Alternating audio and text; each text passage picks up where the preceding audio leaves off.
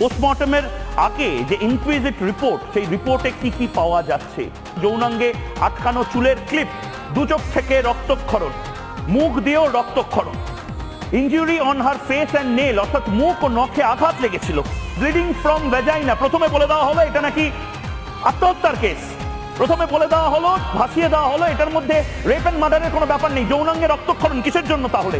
Injury in left leg, বাঁ পায়ে আঘাতের চিহ্ন আছে, বাঁ পায়ে আঘাতের চিহ্ন। ইনজুরি ইন বেলি, পেটে আঘাতের চিহ্ন।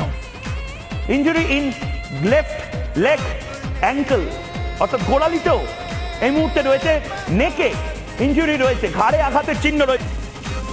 ইনজুরি ইন রাইট হ্যান্ড, দু হাতেই, বাঁ হাত ডান হাত দু হাতেই, এবং ডান হাতের অনামিকায় আঘাত রয়েছে, ঠোঁটে আঘাতের চিহ্ন রয়েছে। অর্থাৎ এমন কিছু, এমন ভাবে অত্যাচার করা হয়েছে যেটা নৃশংসতা, যেটা বর্বরতা।